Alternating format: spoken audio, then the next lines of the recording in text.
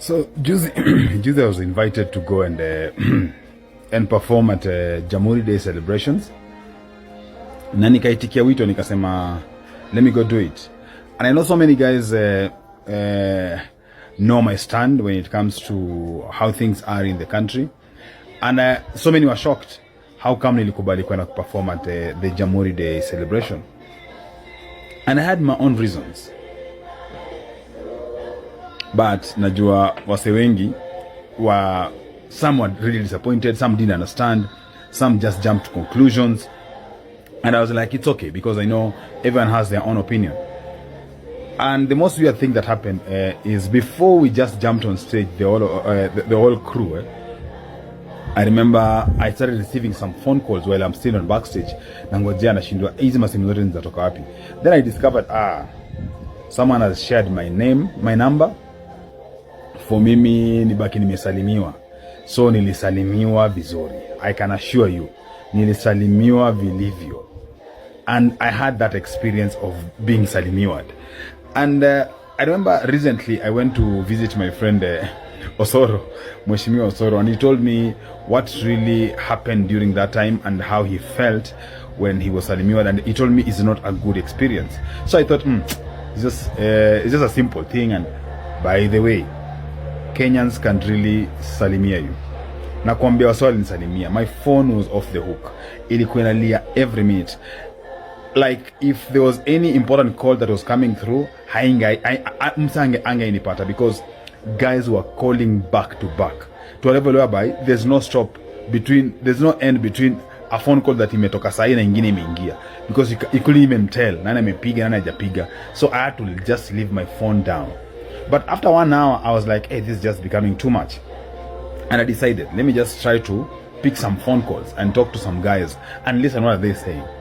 So, I think the first 10 calls, 10 or 20 calls, I can assure you there was nothing constructive. Ilikuwa tu matusi and matusi. And matusi zilizidi. They became too much. But I was like, no.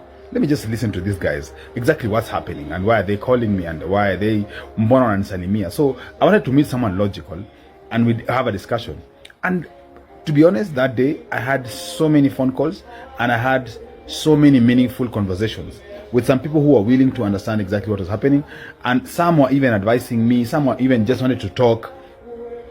And I shared on Twitter on the percentage rate of how I concluded on that conversation, because like 30% ilikuwa tu matusi, 20% ilikuwa some guys who really wanted to have a logical conversation, and then like 20% ilikuwa say tu wanataka tu, well, they were just excited to have my number. They were like, hey daddy Owen, I have a number.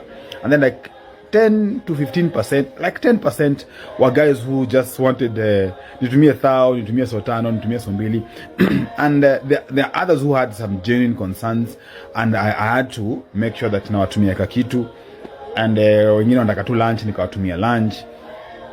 And most of zingine zilikuwa tu ni watu wanakuflash ukishipikwa na acha. But I decided hapana, let me just soak this in and be a man and listen to these people. What are they saying? So I had conversations with so many guys. We had received so many calls from Taita. I don't know why, but it was interesting. One of the most interesting phone calls that I received on that day, there's a lady who works in town at the CBD, and she called me and she's like, hey, mjinga, nini. And I was like, let me just listen to her. And then I waited for her to vent. After venting, I waited for her to just calm down. After calming down, we started a conversation.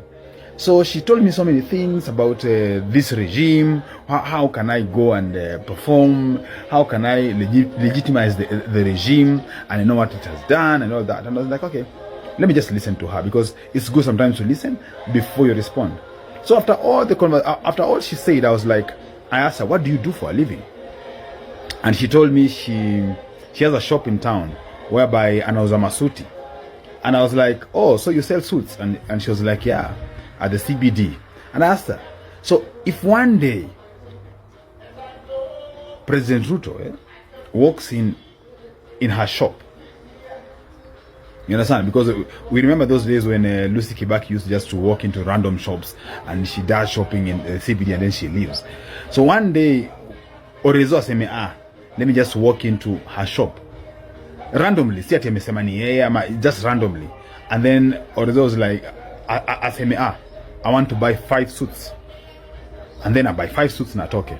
My question is, the moment ameingia kwa hiyo shop, you as the owner of that shop, nikauza dem, you as the owner of that shop, will you walk away? She's like, no. I asked her why.